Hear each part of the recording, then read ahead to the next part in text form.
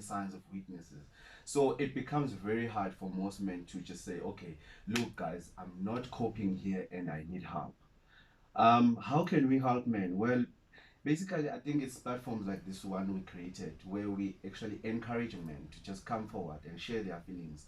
You don't have to talk to a therapist per se, which is a nice thing if you can afford one. But actually start with close family members because I think those are the people that suffer the most. Imagine you staying with someone who's bipolar at the house, yet we all don't know you're bipolar. So we're gonna end up saying that, oh, Ubaba is always angry. Oh, Baba, oh, happy namhlanje. But Ubaba is actually suffering because we know bipolar, you just swing from being happy. One day you are excited, one day you are angry for no apparent reason because you can't even explain it yourself why you're angry today. One small glitch, you switch off. One small touch, there everything changes. So it's just basically obviously trying to analyze. You can't obviously diagnose someone and say, okay, you are depressed, you are suffering from bipolar, you. Yes. But there's certain symptoms that one can actually sort of like follow, and use them as a guide to know what, okay, this can be normal. Yes, in other families and communities it's been accepted as normal, but no one just switches off for no reason. There's a cause, there's an underlying cause. 0861 987 000. What is it that you're facing? What is it that's pulling you down? What is the stresses that you feel that depresses you? What is it that you need help with? Velma, would I be right by saying that also adding into some of the symptoms that you've mentioned in terms of drug use, reckless driving, irritability, some of the symptoms would be controlling and violent or abusive behavior, which would lead to women and children abuse? Yes, for sure, and I think that is one of the big problems that we're facing. I think, especially and even social politically in our country, we are sitting with men that has been quite abused from our social political situation, and the shaming and the guilt that are carried through that um, plays out again in our families, and that is what's been happening, I think, to a large extent in our country, which is really unfortunate. Bongs, she keeps on throwing very important words, and Yeah. she just said right now, some men who are abused, Yes. and that's also something that we don't talk about. It's very hard. I think let's just track back, right? Most, like especially in the black communities, most men they grow up with single parents, which is usually the mom. The dads are absent. Sometimes even the dad can be there physically, but emotionally, he's not there. So now we actually breeding a whole community of people that don't know how to act. They don't know how to show their feelings. They don't know how to be compassionate because no one has ever taught them that.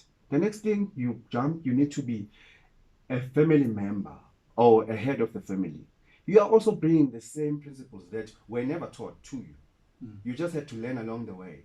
You are also broken yourself. I'm broken myself, but then yet I'm supposed to keep this family together and show compassionate and show feelings and be loving and kind. So yes, there is abuse that has been going on. And another point, other men are actually literally getting physically abused. There's an emotional part that I was explaining. Some men are actually getting physically abused, but they will never say or speak about it because they feel like if I disclose, I'd rather lie and say I fall off the steps or I fell when I was practicing or doing this and that because that's much more acceptable than me saying that I got punched by my wife. Velma, how do you use drama in maybe alleviating or helping men or even people who need help across? It's quite difficult to say. Drama per se doesn't sound like it's something that will appeal to men. Mm. Yet, I have found that in drama therapy, we work with story and we work with listening as well. So, in some ways, with the clients that I've seen, is it's just really providing a space where people can tell their story.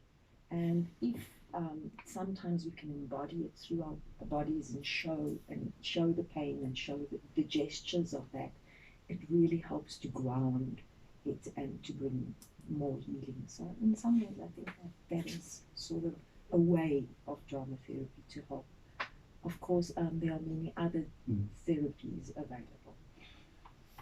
Okay, so Bongs, Mm-hmm. I am a young man growing in fatherless house, as Yeah. you said earlier on. Yeah.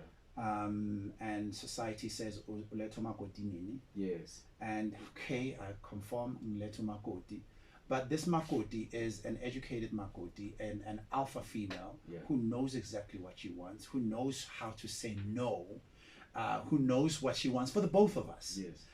But I read it differently, as she is, Dominating. yes, She's empowering. yes, She wants to take over. yes, It happens most of the time. But then again, remember, men are species that don't communicate their feelings. So now you're in that situation where you can't literally say, okay, look, instead of us functioning better and supporting each other, let's do things like this. You rather keep all that within yourself. And it keeps piling up and it keeps piling up.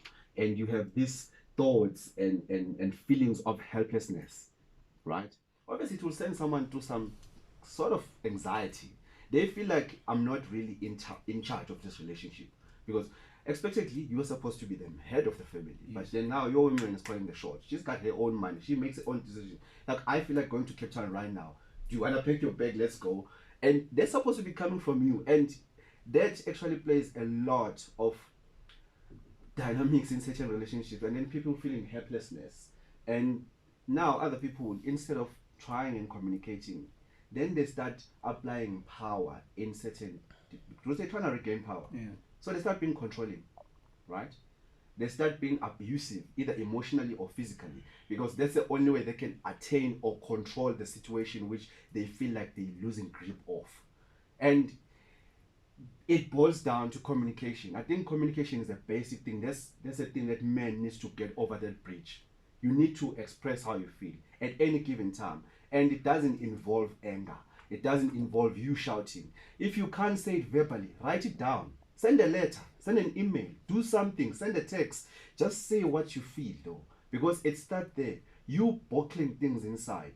That's what causes most issues, gender-based violence, because people can't say how they feel. we would leave it right there. Thank you for making time, waking up so early, driving through, beating the traffic. Haha, there's no traffic. Bongs Ndima, founder of Bongs Ndima Foundation. Baba Ngiyabonga.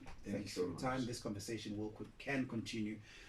Velma De Beer, lecturer and drama therapist. Thank you so much. Thank you God so bless much. you both. Before we go to news, after news, we'll be talking